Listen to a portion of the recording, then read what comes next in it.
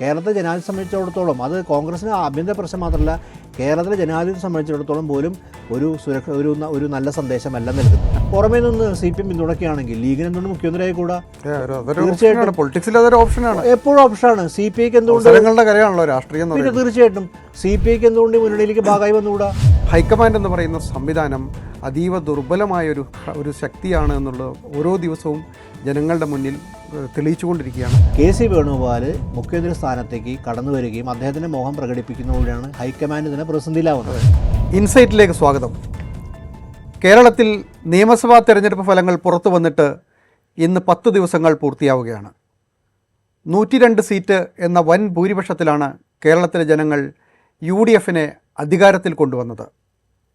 പക്ഷേ ഇതുവരെ കേരളത്തിനൊരു മുഖ്യമന്ത്രിയെ തിരഞ്ഞെടുക്കാൻ കോൺഗ്രസ് നേതൃത്വത്തിന് കഴിഞ്ഞിട്ടില്ല. ഈ 10 ദിവസത്തിനകം കേരളത്തിൽ ഒരു വലിയ ഭരണപ്രതിസന്ധിയും രൂപപ്പെട്ടിട്ടുണ്ട്. ഒരു സർക്കാർ മാറിയിരിക്കുന്നു, അതിന് പകരം ഒരു സർക്കാർ വന്നിട്ടില്ല. ഇത്തരം ഒരു പ്രതിസന്ധിയെ മറികടക്കാൻ ഈ കോൺഗ്രസ് നേതൃത്വത്തിന് കഴിഞ്ഞിട്ടില്ല.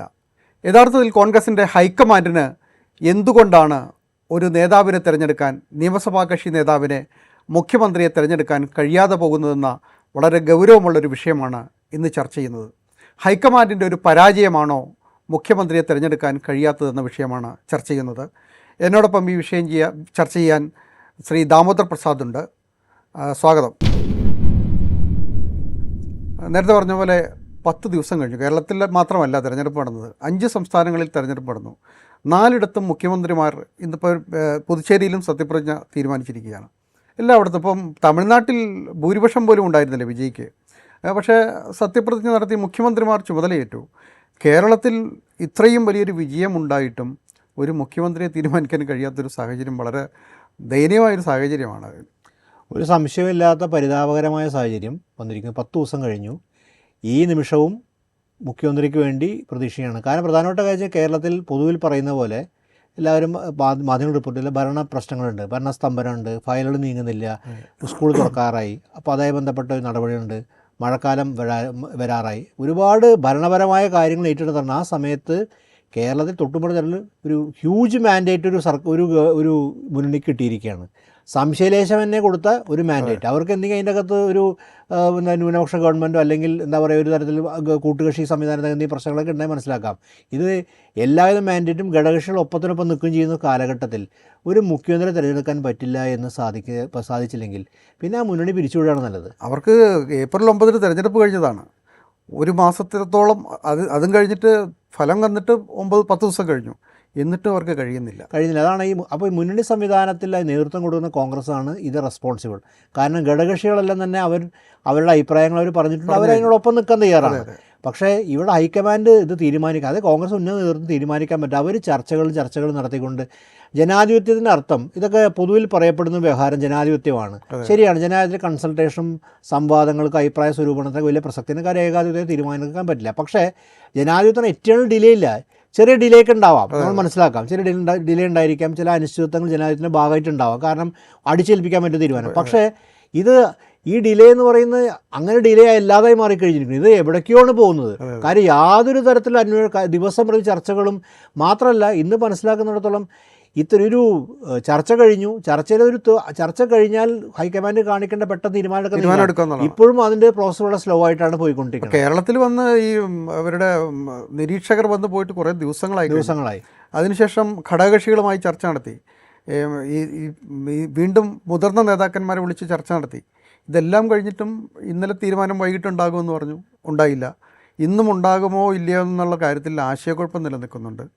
ഇങ്ങനെ അനിശ്ചിതമായി പോകാതെ വോട്ട് ചെയ്ത ആളുകളെ വിഡ്ഢികളാക്കുന്ന ഒരു രീതി, വോട്ട് ചെയ്തവരെയും ഇവിടുത്തെ സംവിധായകരെയും കേരളത്തിലെ മൊത്തം ജനങ്ങളെയും ഇനി എല്ലാ യുവജനങ്ങളെയും ഘടകകക്ഷികളെല്ലാം തന്നെ രാഷ്ട്രീയമായ കേരളത്തോട് ചെയ്ത അനീതി തന്നെയാണ് ഇങ്ങനെ അനിശ്ചിതത്വത്തിൽ നിർത്തുന്നത്. നമ്മുടെ അനിശ്ചിതത്തിൻ്റെ കാരണത്തിലേക്ക് പോയാൽ കൃത്യമായ കാരണം എന്ന് പറയുന്ന അനിശ്ചിതത്തിൻ്റെ കാരണം എന്ന് പറഞ്ഞാൽ KC വേണുഗോപാൽ മുഖ്യമന്ത്രി സ്ഥാനത്തേക്ക് കടന്നു വരികയും അദ്ദേഹത്തിൻ്റെ മോഹം പ്രകടിപ്പിക്കുന്നതോടെയാണ് ഹൈക്കമാൻഡ് ഇതിനെ പ്രതിസന്ധിയിലാവുന്നത്. സ്വാഭാവികമായിട്ട് കേരളത്തിലെ തിരഞ്ഞെടുക്കപ്പെട്ട MLA-മാരിൽ നിന്നൊരു മുഖ്യമന്ത്രിയെ തിരഞ്ഞെടുക്കുന്നതിൽ ഹൈക്കമാൻഡ് പ്രായോഗികമായിട്ട് ബുദ്ധിമുട്ടുണ്ടാവില്ല. പക്ഷേ ഹൈക്കമാൻഡ് തന്നെ ഭാഗമായി നിൽക്കുന്ന ഒരാൾ, അതെന്ന് വെച്ചാൽ ആരാണോ തീരുമാനിക്കേണ്ടത്, കോൺഗ്രസ്സിൽ ആരാണോ ആ തീരുമാനിക്കുന്നതിൻ്റെ ഭാഗമായി നിൽക്കുന്ന ഒരാൾ ഇലക്ഷൻ ഘട്ടത്തിൽ ഒന്നും തന്നെ മുഖ്യമന്ത്രി സ്ഥാനത്തേക്ക് ഉണ്ടാകാത്ത ഒരാൾ, അങ്ങനെ പ്രഖ്യാപിക്കുകയും ചെയ്ത ഒരാൾ, അങ്ങനെ പല ഇന്റർവ്യൂകളിൽ അദ്ദേഹം സൂചിപ്പിച്ചാൽ നമുക്ക് എല്ലാവർക്കും അറിയാം.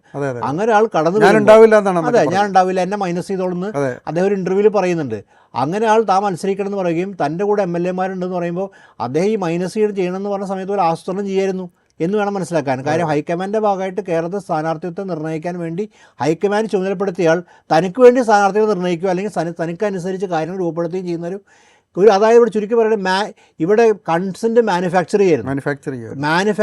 കൺസെൻറ്റ് ഒരു കൺസെൻറ്റ് നിർമ്മിച്ചെടുക്കുന്ന രീതിയിൽ കാര്യങ്ങൾ മാറി എന്നുള്ളത് കേരളത്തെ ജനാധിപത്യം സംബന്ധിച്ചിടത്തോളം, അത് കോൺഗ്രസിന് ആഭ്യന്തര പ്രശ്നം മാത്രമല്ല, കേരളത്തിലെ ജനാധിപത്യം സംബന്ധിച്ചിടത്തോളം പോലും ഒരു നല്ല സന്ദേശമല്ല നൽകുന്നത്. ഇപ്പോൾ ഈ ഘടകകക്ഷികളുടെ ഭാഗത്തു നിന്ന് പലതരത്തിലുള്ള പ്രതികരണങ്ങൾ വന്നിട്ടുണ്ട്. ഇപ്പം ഇന്നിപ്പോൾ മുസ്ലിം ലീഗിൻ്റെ അടിയന്തരമായൊരു യോഗം ഉണ്ടായിരുന്നു.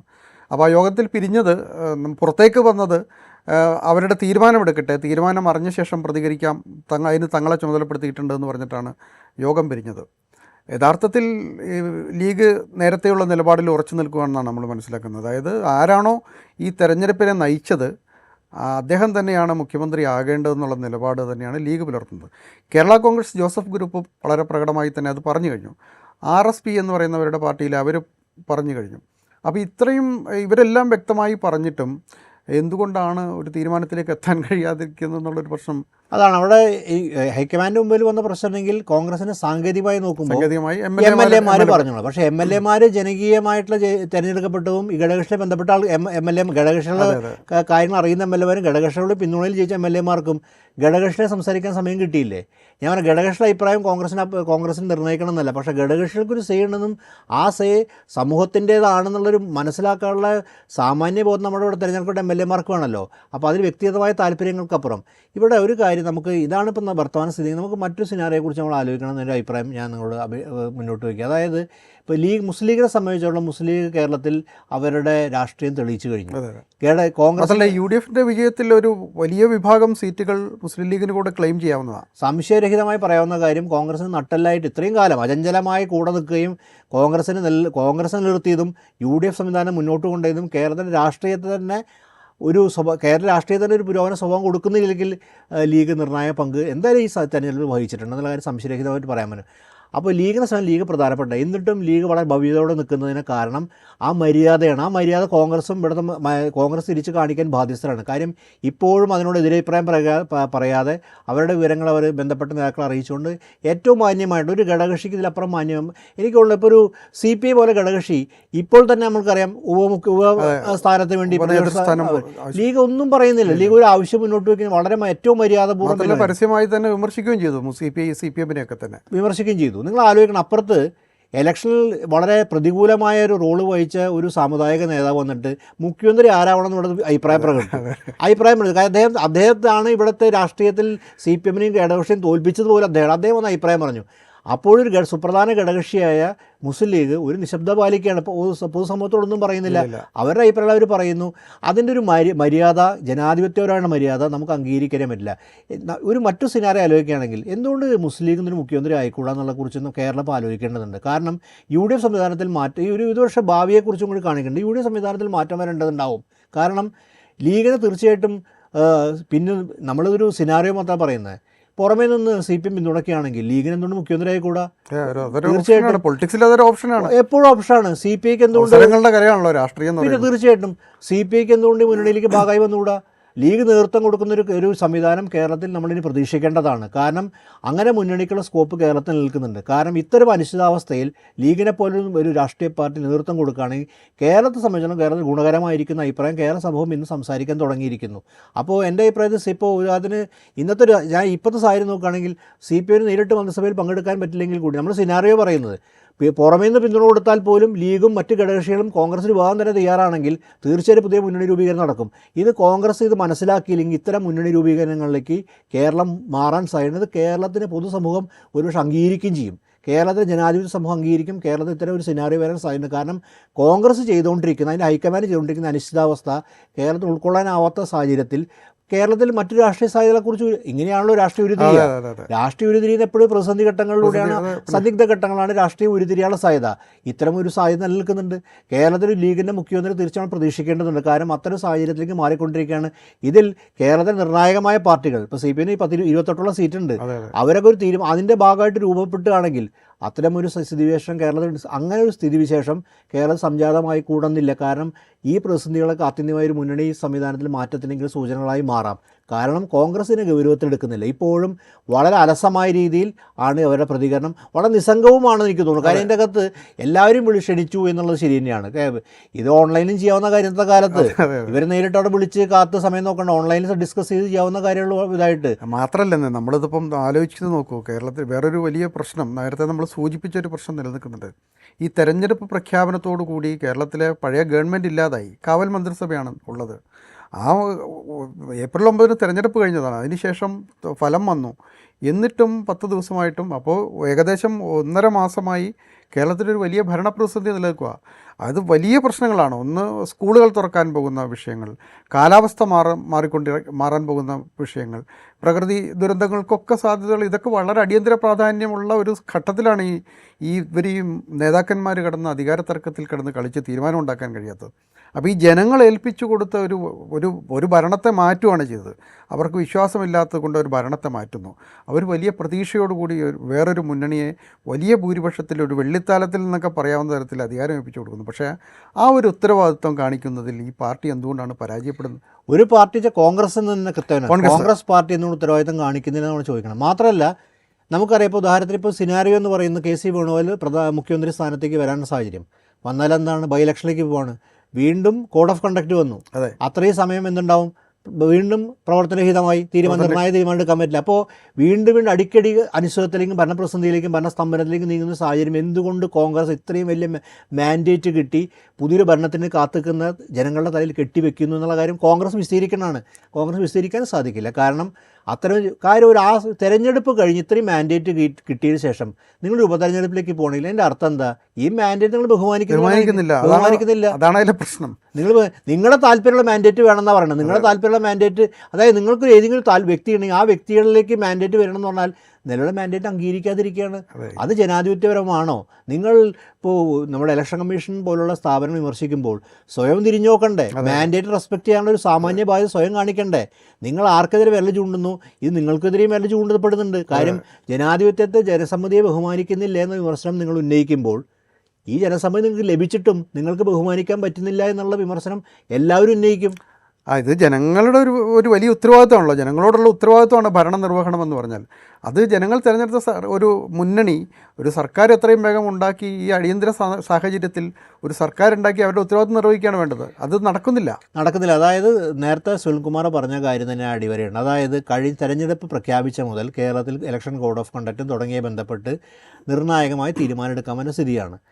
മാത്രമല്ല, ഇതുപോലെ തന്നെ മഴക്കാലം വന്നു, സ്കൂൾ തുറക്കാറായി, പുസ്തകങ്ങൾ അച്ചടിച്ചിറക്കണം തുടങ്ങി സാമ്പത്തിക പ്രതിസന്ധി സാമ്പത്തിക പ്രതിസന്ധി ഇപ്പോൾ ഡെവലപ്പർ ഇറക്കണം എന്ന് പറഞ്ഞാൽ, അപ്പോൾ അതുപോലെ ഇവരുടെ വിഖ്യാതം ഇന്ദിരാ ഗ്യാരണ്ടി, 5 ഗ്യാരണ്ടി അത് നടപ്പാക്കാനുള്ള പൈസ രൂപീകരിക്കണം, അത് നടപ്പാക്കുക, അത് റോൾ ഔട്ട് ചെയ്യണം. അതിന് സാധ്യത എങ്ങനെ നടപ്പാക്കി, ഈ സാമ്പത്തിക പ്രതിസന്ധിയുടെ ഒരു ഘട്ടത്തിൽ എങ്ങനെ നടപ്പാക്കുമെന്നവർക്ക് അത് റോൾ ഔട്ട് ചെയ്യാനുള്ള സംവിധാനം വേണം. അതെ, ആ സാമ്പത്തിക പ്രതിസന്ധി മാത്രമല്ല, സാമ്പത്തിക പ്രതിസന്ധി ഏത് ഘട്ടത്തിൽ അത് നടപ്പാക്കും, എങ്ങനെയാണ് നടപ്പാക്കുക, ഇതൊക്കെ വരുന്നുണ്ട്. ഇതായിരുന്നു ആലോചന വിഷയങ്ങൾ മനസ്സിലാക്കി. ഇതൊന്നും അവരുടെ ആലോചന വിഷയമല്ല. ആകെ വിഷയം KC വേണുഗോപാൽ മുഖ്യമന്ത്രി ആവണോ, അത് സതീശനാവണോ, അത് രമേശ് ചെന്നിത്തലയാവണോ എന്ന ഏക വിഷയത്തിലേക്ക് ലഘൂകരിക്കുന്ന തരത്തിൽ അത് ആരെ പരിഹസിക്കില്ല, കേരള ജനങ്ങളെ പരിഹസിക്കില്ല. ഈ ഒരു ഇതിന്റെ മുമ്പിൽ പ്രശ്നമെങ്കിൽ സർക്കാർ തുടങ്ങുന്നതിന് മുമ്പ് തന്നെ ഭരണവിരുദ്ധ വികാരം കേരളത്തിൽ സൃഷ്ടിച്ച സർക്കാർ ആദ്യമായിട്ടായിരിക്കും. നമ്മളില്ല എന്ന് പറയുന്നത്. കാര്യം നമ്മൾ നാട്ടിലിറങ്ങി സംസാരിച്ചാൽ നമ്മൾ എവിടെ പോയാലും കേൾക്കുന്ന കാര്യം ഈ സർക്കാരിൻ്റെ ഇതിനെക്കുറിച്ചുള്ള പരിഹാസവും നേതൃത്വത്തെക്കുറിച്ച് തർക്കവും, അതായത് MLA അല്ലാത്ത ഒരാൾ മുഖ്യമന്ത്രി ആഗ്രഹിക്കുന്നതിൻ്റെ പ്രശ്നമൊക്കെയാണ് ആൾക്കാർ ചർച്ച ചെയ്യുന്നത്. പൊതുവിൽ എല്ലാവർക്കും അറിയാം. നമ്മൾ എവിടെ ആരോട് ചോദിച്ചാലും ഇതാണ് കേൾക്കുന്നത്. കോൺഗ്രസ് പ്രവർത്തകർ പരസ്യമായി തന്നെ പ്രകടിപ്പിക്കുന്നുണ്ട്, അവരവരുടെ നേതാക്കളെ ചോദ്യം ചെയ്യുന്നു. അവരുടെ സ്വകാര്യ സ്ഥലങ്ങളിൽ പോയി ആണ് നേതാക്കളോട് സംസാരിക്കുന്നത്. എന്നിട്ടിത് മനസ്സിലാവേണ്ടത് മാനിപ്പുലേറ്റഡ് ആണെന്ന് കേട്ടത് ഞാൻ ഈ ഹൈക്കമാൻഡ് ഇത് മാനിപ്പുലേറ്റഡ് ആണെന്നാണ് ഇത്രയും മനസ്സിലാക്കുന്നത്. എനിക്കറിയില്ല. ഇനിയിപ്പോൾ അങ്ങനെയാണെങ്കിൽ തന്നെ ഇതിൻ്റെ അങ്ങനെയാണെന്ന് എനിക്ക് തോന്നില്ല. പക്ഷേ അങ്ങനെയാണെങ്കിൽ അവർ വിചാരിച്ചാലും ഈ ഒരു യാഥാർത്ഥ്യം ഇവിടെ നിലനിൽക്കണമല്ലോ, ഭരണമില്ല എന്നുള്ള യാഥാർത്ഥ്യം. അതൊരു യാഥാർത്ഥ്യമാണല്ലോ. ആ ഭരണമില്ല യാഥാർത്ഥ്യത്തെ എന്തുകൊണ്ട് അഡ്രസ്സ് ചെയ്യുന്നില്ല? ഇതിന് വിശദീകരണം പലപ്പോഴും വക്താക്കളായി നൽകുന്നത് അത് പരിഹരിക്കാം, ഇത്ര ദിവസം അങ്ങനെ പരിഹാരം നമ്മൾ അല്ല ഉദ്ദേശിക്കുന്നത്. ഇവിടെ പരിഹാരം എന്ന് പറഞ്ഞാൽ ഒരു വലിയ മാൻഡേറ്റ് കൊടുത്തൊരു മാറ്റത്തിന് വേണ്ടി, ആ മാറ്റത്തിന് വേണ്ടി മാൻഡേറ്റ് കൊടുത്താൽ എന്തിന് വൈകിക്കൂ എന്നുള്ള കാരണം രാഷ്ട്രീയമായ കാര്യം എന്ന് പറഞ്ഞാൽ ഒറ്റ കാരണം നമ്മൾ കാണുന്നു, ഈ മുഖ്യമന്ത്രി മത്സരം ഇവർ തമ്മിൽ. ആ മത്സരത്തിൽ ഹൈക്കമാൻഡിന് കൃത്യമായി ഒരു നിർദ്ദേശം കൊടുക്കാൻ സാധിക്കാത്തത്, ആ നിർദ്ദേശം കൊടുക്കാതെ തന്നെ എനിക്ക് തോന്നുന്ന നിർദ്ദേശം കൊടുക്കാൻ സാധിക്കാത്തതിൻ്റെ കാര്യം നമ്മൾ പറയേണ്ടത് വെച്ചിട്ടുണ്ടെങ്കിൽ ഹൈക്കമാൻഡിൻ്റെ തന്നെ ഭാഗമായ ഒരാൾ മത്സരരംഗത്ത് അത് തന്നെയാണ് അതിൻ്റെ അകത്ത്. ഈ 5 സംസ്ഥാനങ്ങളിൽ കേരളത്തിൽ മാത്രമാണ് ഈ കോൺഗ്രസിന് ഒരു ഭരണപ്രതീക്ഷ ഉണ്ടായിരുന്നത്, മറ്റേ ഒരു സ്റ്റേറ്റിലും ഭരണപ്രതീക്ഷ ഉണ്ടായിരുന്നില്ല. അപ്പോൾ ഇവർക്ക് തെരഞ്ഞെടുപ്പ് നടന്നതിന് ശേഷം ഉള്ള ഈ ഒരു മാസത്തിനകം ഒരു നേതാവിനെ തീരുമാനിക്കാമായിരുന്നു. ഇനി അധികാരം കിട്ടുന്നില്ല എങ്കിൽ പോട്ടെ, ഒരു നിയമസഭാ കക്ഷി നേതാവിൻ്റെ കാര്യത്തിൽ ഒരു ധാരണ ഉണ്ടാക്കാമായിരുന്നു. അതുപോലും കഴിയാത്ത തരത്തിൽ ഒരു ദുർബലമായൊരു ഇവരുടെ പരമോന്നതമായൊരു ബോഡി കൊണ്ടാണ് ഹൈക്കമാൻഡ് എന്ന് പറയുന്ന സംവിധാനത്തെക്കുറിച്ച് പറഞ്ഞത്. സോണിയാഗാന്ധിയും രാഹുൽ ഗാന്ധിയും പ്രിയങ്ക ഗാന്ധിയും മല്ലികാർജ്ജുൻ ഖാർഗെയും അടുത്തയാൾ വേണുഗോപാലാണ്, കെ സി വേണുഗോപാലാണ്. അപ്പോൾ ഈ തങ്ങളുടെ കൂടെയുള്ള ഒരാളെ നിയന്ത്രിച്ച് നിർത്താൻ പോലും ഹൈക്കമാൻഡ് എന്ന് പറയുന്ന പരമശക്തിക്ക് കഴിയുന്നില്ല എന്നുള്ളൊരു പ്രശ്നം. ഇവിടെ ഹൈക്കമാൻഡ് തന്നെ അജ്ഞതയിലായിരുന്നു അതോ ഹൈക്കമാൻഡ് അറിയുമായിരുന്ന ചോദ്യം ഈ സുനിലിൻ്റെ ഈ ചോദ്യത്തിന് അനുബന്ധം വരും. കാരണം തെരഞ്ഞെടുപ്പിൻ്റെ വേളയിൽ ഇങ്ങനെ ആലോചന ഉണ്ടായിരുന്നു. അവർ തീർച്ചയായും കെ സി വേണു മത്സരരംഗത്തേക്ക് വരികയാണെങ്കിൽ അത് പരസ്യം അത് രേഖപ്പെടുത്താൻ, അല്ലെങ്കിൽ അവരുടെ നേതാക്കളോടെങ്കിലും കമ്മ്യൂണിക്കേറ്റ്, അവരുടെ മറ്റുള്ള ആൾക്കാർ കമ്മ്യൂണിക്കേറ്റ് ചെയ്യാൻ ഹൈക്കമാൻഡിന് ബാധ്യത ഉണ്ടായിരുന്നു. അവർ ചെയ്തിട്ടുണ്ടെന്ന് തോന്നുന്നില്ല. അങ്ങനെയാണ് അത് സ്വാഭാവികമായിട്ടും മാധ്യമങ്ങളിൽ ചർച്ച വന്നത്, റിസൾട്ടിൻ്റെ സ്വഭാവം പറയുന്നത്. അപ്പോൾ അങ്ങനെ അറിഞ്ഞിട്ടുണ്ടെങ്കിൽ അവർ പറഞ്ഞിട്ടില്ല. അപ്പോൾ അതിൻ്റെ അർത്ഥം നമുക്ക് അനുമാനിക്കാൻ അവർ അറിഞ്ഞിരുന്നില്ല. അപ്പോൾ ഇങ്ങനൊരു താല്പര്യം അവർ അറിഞ്ഞിരുന്നില്ല മനസ്സിലാവും. അങ്ങനെ അറിഞ്ഞിരുന്നില്ലെങ്കിൽ പെട്ടെന്നൊരു താല്പര്യം, അതായത് അതുവരെ ഉണ്ടായിരുന്നു, അതായത് നമുക്കറിയാവുന്ന പോലെ MP മാരെ മത്സരിക്കേണ്ട എന്നാണ് തീരുമാനമെടുത്തത്. അതിന് വിരുദ്ധമായ തീരുമാനം എടുത്തിട്ടുണ്ടെങ്കിൽ അത് ആ തീരുമാനത്തിലേക്ക് എത്തിയാൽ നിയന്ത്രിക്കാൻ അവരുടെ തന്നെ ഭാഗമായിട്ടൊരു ആളാണ്. ഹൈക്കമാൻഡിന് സ്വാഭാവികമായിട്ടും ബാധ്യതയുണ്ട്. അത് കാണുന്നില്ല. ഇത് എവിടേക്ക് നമ്മൾ എത്തിച്ചു എന്ന് പറഞ്ഞാൽ നമ്മളെ സംബന്ധിച്ചുള്ള ഇത് വളരെ നമ്മൾ വേറെയിൽ നോക്കുകയാണെങ്കിൽ നമ്മളെ സംബന്ധിച്ചുള്ള നമ്മുടെ ഒരു ജനാധിപത്യ പ്രക്രിയയെ തന്നെ അത് ഒരു ദുർബലമാക്കുന്ന സ്ഥിതിയിലേക്ക് എത്തി. കാരണം ഇതിൻ്റെ തുടർന്നെന്താണ്, കോൺഗ്രസ് ചരിത്രത്തിൽ അങ്ങനെയാണ് ഇങ്ങനെയാണെന്നൊക്കെ പറഞ്ഞാലും മാറിയൊരു കാലത്താണ് ജീവിക്കുന്നത്. പഴയ കോൺഗ്രസ് നല്ല കാലത്ത് വേറൊരു കാര്യം, കോൺഗ്രസ് ഈ മാറ്റത്തിൽ ഞാനൊരു കണ്ട കാര്യം, രാഹുൽ ഗാന്ധി നേതൃത്വത്തിലൊരു ചടുലമായ നീക്കം നമ്മൾ ഇതിൻ്റെ ഇടയിൽ കണ്ടു. ആ ചടുലമായ നീക്കം വളരെ നിർണായകമായിരുന്നു. തമിഴ്നാട്ടിൽ ഭൂരിപക്ഷമല്ല, എത്ര പെട്ടെന്നാണ് തീരുമാനിച്ചത്. അവിടെ പ്രതിസന്ധി ഒഴിവാക്കുകയും ചെയ്തു, പ്രതിസന്ധി ഒഴിവാക്കി കൊടുത്തു.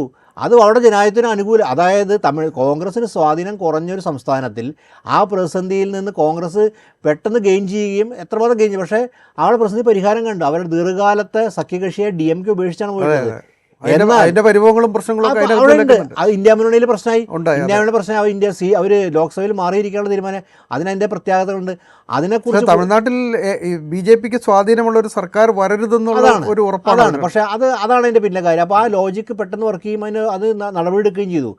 അപ്പോൾ അങ്ങനെ അതിൻ്റെ അകത്ത് ചടുലമായ നീക്കം നടത്തിയ രാഹുൽ ഗാന്ധി നേതൃത്വവും കേരളത്തിൽ ഈ മാൻഡേറ്റിൽ എന്തിനു വൈകും എന്നുള്ള വലിയ ഗൗരവമായ വിഷയമുണ്ട്. കാര്യം അവിടെ അത്രയും ചടുലമായ സ്പീഡിലേക്ക് ഒരു കാര്യം ചെയ്യാനായിട്ട് അവർക്ക് ആലോചനയ്ക്ക് പെട്ടെന്ന് തീരുമാനത്തിലെത്താൻ അവർക്ക് ആ പൊളിറ്റിക്സ് മനസ്സിലായെങ്കിൽ ഇത്രയും സ്വാധീന സ്ഥലത്ത് ഇവിടെ നമ്മൾ കാണേണ്ട കാര്യം BJP ഈ തെരഞ്ഞെടുപ്പിലേക്ക്, പക്ഷേ BJPയുടെ സ്വാധീനമുണ്ട്. BJPക്ക് 3 MLA-മാരുണ്ട്. അവർക്ക് MLA-മാരുണ്ട്. അവരുടെ ഒരു MLA ആണെങ്കിൽ വളരെ ആർട്ടിക്കുലേറ്റിംഗ് ആയിട്ടുള്ള MLA ആണ്. മുരളീധരനെ നിസ്സാരമായിട്ട് കേന്ദ്രമന്ത്രിയായിരുന്ന ആളാണ്. സംസാരിക്കാറിയാം, പൊതുജനങ്ങളോട് സംസാരിക്കാറിയാം. വേറൊരു കാര്യം വെച്ചിട്ടുണ്ടെങ്കിൽ ഈ മനസ്സിലാക്കേണ്ട കാര്യം BJP പല സ്ഥലങ്ങളിലും അധികാരത്തിൽ വന്നതിന് മുമ്പ് ഒരു അന്തരീക്ഷം ഒരുക്കും. അവർ പൊതുവിൽ മടുപ്പ് സൃഷ്ടിക്കും. അവിടെ നിൽക്കുന്ന ഭരണ സംവിധാനത്തിലും മുന്നണിയോടും പൊതുവെ മടുപ്പ് സൃഷ്ടിച്ചതിന് ശേഷമാണ് പിന്നെയാണ് അവർ എൻട്രി ചെയ്യുക. കേരളത്തിൽ അത്ര അവസ്ഥ BJPക്ക് സംജാതമാക്കി കൊടുക്കാനാണോ ഈ കോൺഗ്രസ് ശ്രമിക്കുന്നത്? അതൊരു മടുപ്പ് സൃഷ്ടിക്കുക ആദ്യം. ഇപ്പോൾ സ്വാഭാവികമായിട്ട് LDF മടുപ്പിൽ നിൽക്കുകയാണ്. UDF അവസ്ഥയിൽ പോകണമെങ്കിൽ ആ ഘട്ടത്തിലാണ് അവർ എൻട്രി നടത്തുക. ഇത് നാം വെസ്റ്റ് ബംഗാളിൽ കണ്ടു, പല സംസ്ഥാനങ്ങളിലും കണ്ട കാര്യമാണ്. ഈ മടുപ്പ് ആദ്യം സൃഷ്ടിക്കുകയും അതിൽ നിന്ന് മുതലെടുക്കുകയും ചെയ്യുന്നതാണ് BJPയുടെ രീതികൾ. അവർ അന്തരീക്ഷം സൃഷ്ടിക്കുന്നത് അങ്ങനെയാണ്. ഇവിടെയും അത്ര അന്തരീക്ഷം സൃഷ്ടിക്കലാണോ?